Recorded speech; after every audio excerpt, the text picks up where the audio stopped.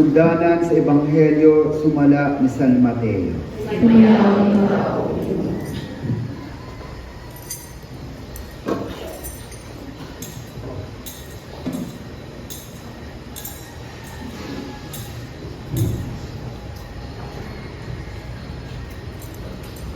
Ang talaan sa kagikan ni Hesukristo, kaliwat ni David, kaliwat ni Abraham. Si Abraham mao ang amahan ni Isaac, si Isaac ang amahan ni Jacob, ug si Jacob ang amahan ni Juda, ug sa iyang mga igsoon. Si Juda mao ang amahan ni Fares, ug ni Sara diha kang Tamar. Ug si Fares ang amahan ni Esrom, ug si Esrom ang amahan ni Aram. Si Aram mao ang amahan ni Aminadab, ug si Aminadab ang amahan ni Naazon, ug si Naazon ang amahan ni Salmon. Si Salmon mao ang amahan ni Boaz kang Rahab, ug si Boaz ang amahan ni Obed kang Ruth. Ug si Obed ang amahan ni Isai. Si Isai mao ang amahan ni David ang hari. Ug si David ang amahan ni Solomon sa asawa ni Urias. Si Solomon mao ang amahan ni Rehoboam, ug si Rehoboam ang amahan ni Abias, ug si Abias ang amahan ni Asa. Si Asa mao ang amahan ni Josaphat, ug si Josaphat ang amahan ni Horam, ug si Horam ang amahan ni Uzias. Si Uzias mao ang amahan ni Jotam, ug si Jotam ang amahan ni Akaz, ug si Akaz ang amahan ni Ezekias. Si Ezekias mao ang amahan ni Manases, ug si Manases ang amahan ni Amon, ug si Amon ang amahan ni Josias. Si Josias mao ang amahan ni Jeconias, ug sa iyang mga igsoon sa panahon sa pagkabihag didto sa Babylonia. Ug human sa pagkabihag didto sa Babylonia, si Jeconias mao ang amahan ni Salatiel, ug si Salatiel ang amahan ni Zorobabel. Si Zorobabel mao ang amahan ni Abiud, ug si Abiud ang amahan ni Eliakim, ug si Eliakim ang amahan ni Azor. Si Azor mao ang amahan ni Sadok, ug si Sadok ang amahan Kim, ug si Akim ang amahan ni Eliud. Si Eliud mao ang amahan ni Eleazar, ug si Eleazar ang amahan ni Matan, ug si Matan ang amahan ni Jacob. Si Jacob mao ang amahan ni Jose, ang bana ni Maria, nga inahan ni Jesus, ang gitawag na Kristo. Busagikan kang Abraham hangtod kang David, adunay napulukupat ka mga kaliwatan. Ug gikan kang David hangtod sa pagkabihag didto sa Babylonia, adunay napulukupat ka mga kaliwatan. Ug gikan sa pagkabihag didto sa Babylonia hangtod kang Kristo, adunay napulukupat ka mga kaliwatan. Mga igsoon, ang Ebanghelyo sa Ginoo. Dahil ikaw, Kristo. Mga kapatid, this is the good news. Our Lord Jesus Christ, who is coming, enters our human history. Kahit na makasalanan tayo. Oo, may mga righteous, may mga faithful, like Father Abraham, Father Isaac, Father Jacob, King David, mga sikat, pero meron ding mga hindi kakilala, at lalo na, meron ding mga unfaithful, mga sinners. But our Lord is coming on this human history. And He will embrace our humanity. He is the Word become flesh. God became man. Ang lahat, totality, ang hindi lang niya ma-embrace ay kasalanan. He will embrace our humanity except sin. Ang ating Panginoon Jesucristo. So, if we say God is with us, truly, in this genealogy, in this family tree, God is with us. Pumasok siya to save us and to be with us. So this is the good news. Ang ating Panginoong Jesucristo na darating, na hinihintay natin, is truly one with us. Tao siya. Diyos siya, naging tao, the Word became flesh. And maybe also, at this point, para sa atin, siyempre dahil yung mga pangalan dito, hindi na masyado sa atin, no? Hindi tayo masyadong relate, no?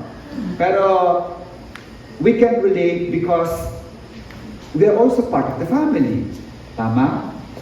Lahat tayo dito may pamilya.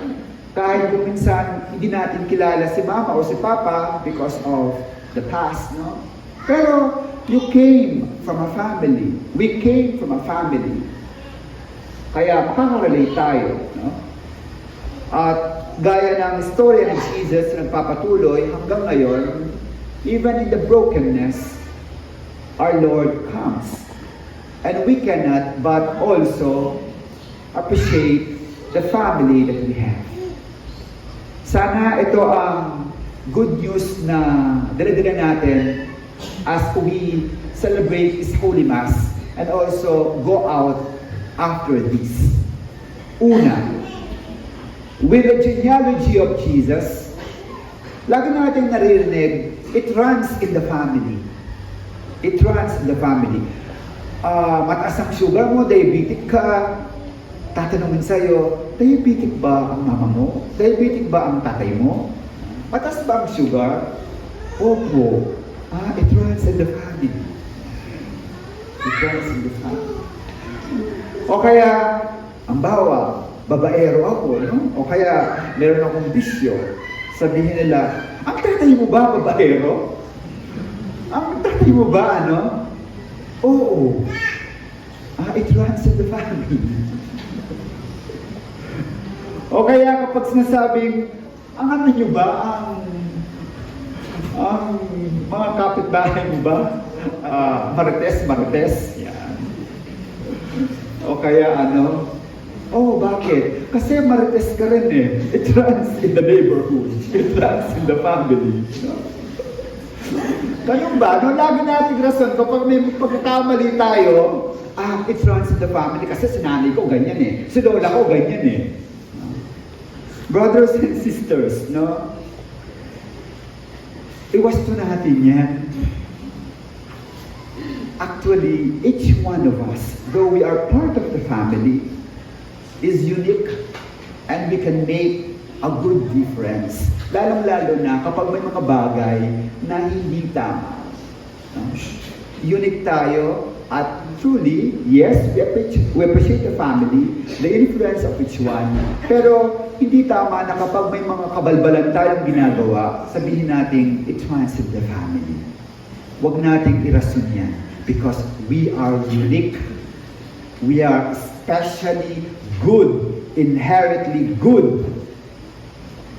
And also, like what we heard in the gospel, yes, it's a genealogy, it is a family tree, but let not also parang the past dictates our present and our future. Yung mga past mistakes, it should not define of who you are. Halimbawa, nakita naman natin, no? Sa genealogy ni Jesus, merong mga abusado. Genealogy ni Jesus, merong mga prostitute. Genealogies, may mga unfaithful, idolatry. That's the past. But not the past will dictate our present and our future. Nakita naman natin, our Lord Jesus Christ, truly human, truly God, pero hindi niya namana yung mga ganoong mga pagkakasala. Also, Mama Mary, Immaculately Conceived, part of the genealogy. The past did not dictate our present. Yes, the past influence and inspire us to be good. Kasi meron din namang mga good people dito sa genealogy. Kaya ang assignment natin, brothers and sisters, kapag sa pamilya natin, yung mga mabubuti nating natutunan at na-experience kay mama, kay papa, kay lola, kay lolo, kay mga kapatid natin, magpasalamat tayo sa Diyos and we continue it. We continue it. At the same time, kapag may mga hurts din naman, which is a reality, forgive. Forgive. Forgive. Kung ang tatay natin, malaki ang pagkakasala sa atin. Kung ang nanay natin, hindi pa natin siya makita dahil matindi din ang galit natin sa Kanya. Forgive. Forgive. Forgive. Let not the past dictate our present. We have the capacity, we have the gift, we have the grace, brothers and sisters, to be happy and to be whole. Una, magpasalamat na tayo, may silang tayo dito sa mundo. And we are part of this family of God. Laking biyaya na yun. Marami nga ang mga babies na abort. Hindi man na lang nakita ang sikat ng araw. Because they were aborted babies. Pero tayo, kahit minsan may mga kakulangan ng ating mga ginikanan, ng ating mga parents, forgive. Forgive. Forgive. Let not the past dictate our joy at present. Pangatlo at panghuli, in this genealogy, naging sacred siya. In this family tree, naging sacred siya because of the coming of Jesus, our Lord. This is the secret. In our humanity, in our brokenness, in our being family, gusto natin masave ang family natin? Gusto natin siyang maisalba? Bring Jesus at the very center of our family. Bring Jesus. Kasi, tatapin natin, marami ng beses na naitsipwera ang ating Panginoon sa ating pamilya. We have thoughts of many things. We are so busy, occupied with material and worldly things to the point that we have forgotten na ang mahalaga pala sa ating pamilya, love, peace, joy, forgiveness, Jesus in our midst. I tell you, ilan sa pamilya ninyo ang nagsisimba pag Sunday? I ask you, ilan sa inyo, sa pamilya ninyo, ang masipag pang magdasal at may time for spiritual and also for this recollection to come to the Lord? Saan tayo busy? Christmas party, exchange gift, mga decorations, material, external. But we have forgotten that the very essence of Christmas is Jesus in our family. Kaya sana, this is also the secret, and which you will bring with you. Bring back Jesus in our family. In our family. Alam mo, kahit mahirap ang buhay, kahit na minsan wala tayong pagkain at kulang-kulang ang kanin natin o kulang-kulang ang ulam natin, pero kapag buhay si Jesus, nagmamahalan tayo, we will survive. We will survive. Because Jesus with us, magtutulungan tayo, magsisipag tayo, at hindi tayo magugutom. If we have Jesus with us, I tell you, brothers and sisters, in the family, there will be forgiveness. And truly, our family will be blessed. And truly, the living nature, kung saan God is with us. May God always journey with us and bless us, especially our family. Amen? Amen.